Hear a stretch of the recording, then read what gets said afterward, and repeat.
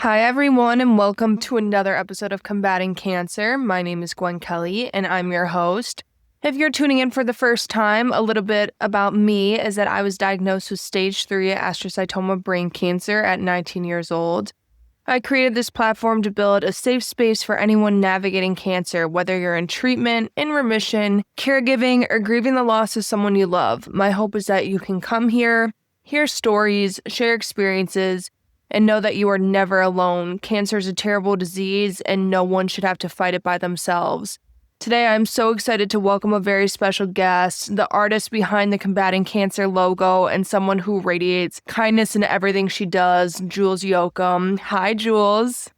Hello, how are you? I'm good. I'm glad we were finally able to catch up. It's funny because your boyfriend ended up being mutual friends with my friends. I went to school in New York, and my best friends went to St. John's, St. Ben's, and St. Cloud, and somehow all of our circles blended together. The world is truly so small. Yes, I will say still though, roll toms. I'm Italian. Roll Tommies. Yes, you actually gave my roommate a gorgeous spine tattoo, and I was so fortunate that you let me sit there for the experience and take some behind the scene photos for you. Yes, no, you did so good. I used all of those for my marketing. You helped out so much. Thank you so much too for having me. I have definitely been following just the overall brand that you've been doing, and it's just really cool to see how you've created a community within the organization that you started. I remember talking to you during that appointment with my roommate, and I was like, okay, I know you design tattoos, but can you design a logo for me? I can't get tattoos because of a different health condition, but I still knew I wanted your talent behind my brand. Yes, girl. Yes, it was fun. That was so sweet of you to ask. I love utilizing my work for something meaningful. Like, that's why I do it. So it was really sweet of you to reach out. I loved it. Before we started recording, we were talking about how you haven't been directly impacted by cancer yourself, but you've had so many women come to you either going through treatment or supporting a friend who want matching tattoos. If I see someone with a cancer ribbon tattoo, there's this immediate connection. I could walk up to them and say, hey, I had cancer too. What kind did you have? It's like we all belong to this unspoken community. So how do you experience that in your studio? When I'm in my own studio, I do a lot of things with like cancer ribbons or even animal representations of loved ones too. There's the very like common fine line tattoo that I see a lot, and it's like angel wings with a cancer ribbon in the middle. So I've seen those quite a few times. But yeah, I have a lot of people coming in just like doing consultations, and they're like, my best friend or my brother or my sister or my family member, however close they may be, passed away from X cancer. And so just to be able to do a tattoo or just even like listening to them about how meaningful that was for them and like how impactful that whole experience was, it's something that is heartbreaking to hear. And like when I'm actually doing it though, it's like I know that I'm doing something good for this person. It's definitely one of those things. I remember when we first met, you obviously had no idea about my diagnosis. And when I was sitting with you while she was getting her tattoo done, we just talked and talked. We created this connection so naturally.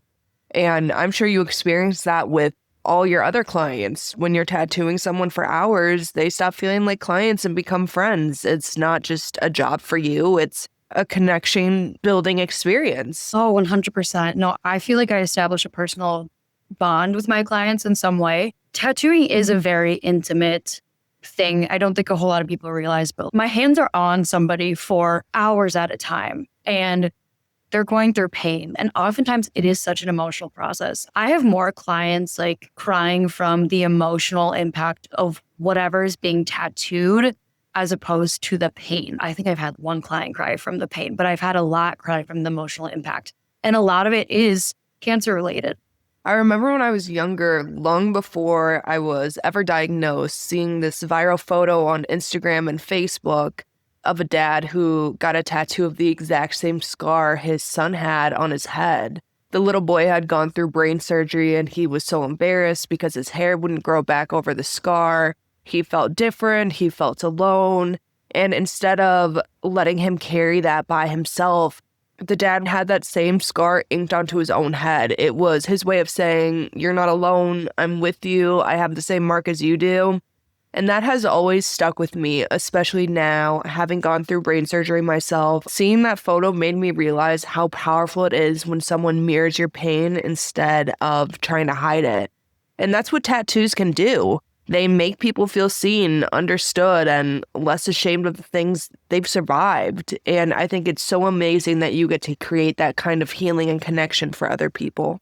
It's very sweet. It's honestly what makes this job worth doing, in my opinion. It's the meaning behind each piece and like the connection that you establish with people who've gone through it, like the correlation between cancer designs and tattoos. I see it all the time. It's so important that this resource exists, that you create a space where people feel safe enough to share their vulnerability.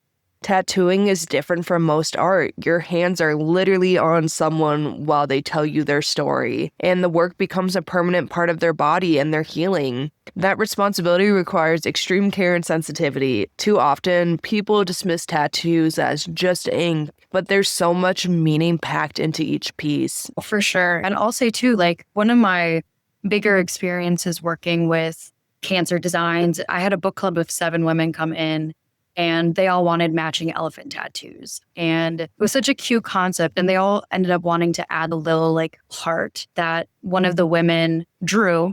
And so I tattooed all the women. And when it came to her, at the time, she was undergoing chemotherapy. And that is typically a big hard line. Like, no, we can't tattoo people who are undergoing chemotherapy for a number of things. One of them is it can increase your risk for infection.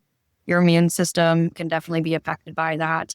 When all the women came in wanting these elephant tattoos with the heart that she drew, it was very challenging because I didn't know what to do. I was talking to some of the other tattoo artists at the studio I work at, and they were saying, typically you want to see, is this something that we can do after you're done with chemo or with radiation or any sort of treatment for that matter? But the harsh reality is sometimes like you can't tell if there is going to be or not. So I used my best judgment and I told her, check in with your doctor. If your doctor says it's okay, we can go. I did end up giving her a matching tattoo with all the women in her group. I don't know. It was very profound. I will say it didn't heal the way that I wanted it to. But that was something that we went over that risk too, just with the varying texture effects of the skin, just from being impacted by all those medications. So she still loved it. I still loved it. I love doing it. I don't regret it at all. What's really beautiful is that she took the time to draw all of those hearts for her friends.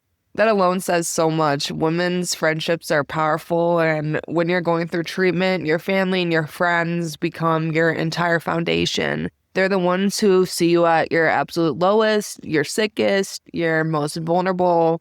So the fact that her friends wanted to honor her by putting her artwork on their bodies, that's incredible. Yeah, no, for sure. And she's somebody who so many people know her. Like, she's very well known in the city that like she resides in, and she's got such a powerful energy to her. It affects so many people, even people that may not be as active in the community. Everyone eventually in their life is going to be touched by cancer, whether it's them having it or someone they know having it. I know you don't personally do this type of work, but I'm curious about your perspective on it. A lot of women who go through breast cancer end up needing double mastectomies, which often means they lose their nipples when they get reconstruction surgery. Many of them choose to get tattooed nipples afterwards as part of their healing. So even though you don't directly do those tattoos, what's your opinion on that kind of work? Yeah, I consider myself still a baby to the tattoo industry. It is something I do want to do. So I do want to do, there's a lot of things that I've seen people do with double mastectomy, like tattoo results. There's like florals that you can do if you don't want to get the areolas tattooed, which that is also another thing, is you can take specialized training on tattooing areolas. There's something that a lot of women who do undergo double mastectomies, they just want that back and that power. I was talking to a client and she had a friend who had a double mastectomy and she got areolas in the shape of hearts.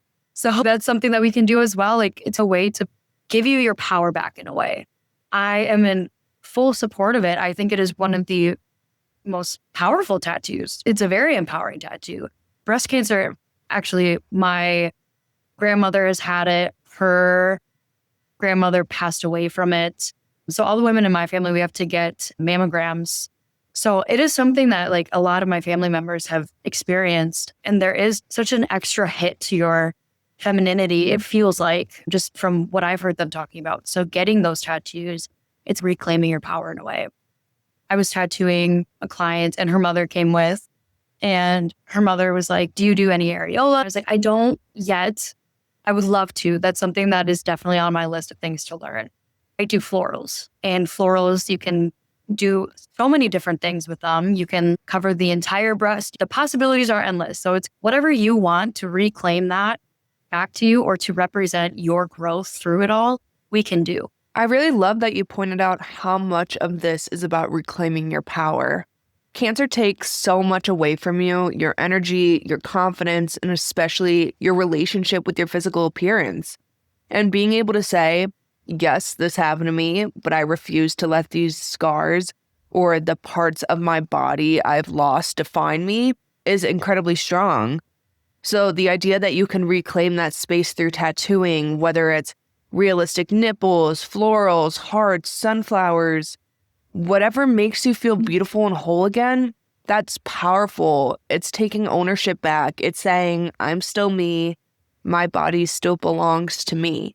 And I think for so many women and men too, when cancer changes their bodies, they're left not really knowing what to do next. It's overwhelming. So the fact that tattooing exists as an art form that can honor what you've been through or help you feel connected to your body again is incredible. People sometimes forget that it's even an option, that you can use art to tell your story, to reclaim your confidence, and to carry a symbol of everything you've survived. It's such a powerful way to heal. Yeah, I definitely do think that people do forget that as an option as well. And even in the case where like that woman was like, do you do areolas? And I was like, no, but we can do florals. She was like, we can do that? It's like, yeah, girl, we can do that. Of course. What you want, we can do. I have done some practice on scar tissue too. If you want a tattoo over scar tissue, make sure your artist is familiar with tattooing over it because it's a different texture. It's a different composition. You want an artist that can do it. And that's something that I took upon myself. I really want to learn how to do this. And it's not to cover up scars, but it's to symbolize growth through it. Some people want tattoos that emphasize the scar. And I'm like, we can absolutely do that. So that is something that I have really been focusing on, working with scar tissue. That's seriously amazing. And I genuinely mean this. You are one of the most pure-hearted women I've ever met. You just radiate this natural kindness. Everyone has their own struggles and their own story, whether it's cancer related or not. But you show up in a way that's so gentle, genuine, and powerful. The fact that you've even considering learning a new technique just so you can support women and men who've gone through this, that says everything about who you are. Tattooing isn't just a job to you, it's connection. It's helping people feel beautiful again, helping them reclaim their power and honestly their sense of control, because when you're in cancer survival mode, you lose control over so many parts of your life and your body. And the fact that you can help someone take a piece of that back, that's just extraordinary. The way that I describe it too is I do get asked the question frequently, like, how did you get into tattooing? And it connects with the purpose of it. It's a calling. Truthfully, like I was so unhappy in any other job. I knew I had to do art and I wanted to do something good with it. Like I've always wanted to do something meaningful. I originally went into college wanting to study social work. So I went in starting with a social work major path and eventually it switched and all that jazz. And it wasn't until out of college where I was like, I have to do something with art. Like I have to. I'm just sitting here all day, like thinking, how can I help people? How can I do art? And how can I do both? So tattooing, honestly, it opened the door and it hit the target for everything that I want to do. And I don't know, it's so meaningful. I'll say that like thousands of times throughout this podcast interview, but it is so meaningful. It is. I will be making sure to link all of Jewels' social media and everything because seriously, she is the person that I would recommend for this. Even if you just want to have a good time sitting in a chair, just watching someone else get tattooed. She is so funny. She makes the time go quicker. I'll tell you that for sure. You're so sweet. No, the chair is welcome to anybody, no matter your situation. it's a safe place. It's a safe space. Before we sign off, I just want to leave you with this thought. Whether you're going through cancer yourself, supporting someone you love, or even finding ways to heal through art like Jewels, every act of courage, kindness, and connection matters. Healing isn't just about treatments and appointments, it's about community, support, and finding little ways to reclaim your power and your story. Thank you so much again for coming on, Jewels. I am so appreciative that I have met you and that you have been brought into my life. That brings us to the end of today's episode of Combating Cancer. As always, if this conversation resonated with you or someone you love, please feel free to share. My door is always open. If you or someone you know would like to come on the podcast and share your story, or if there are topics or questions you want to talk about, I'd love to hear from you. And if you or your business are interested in sponsorship opportunities that align with this mission, definitely reach out. Thank you so much for being here. I'll talk with you all next Wednesday. Remember, you are never alone on this journey. Stay strong, stay connected, and keep fighting in your own beautiful way.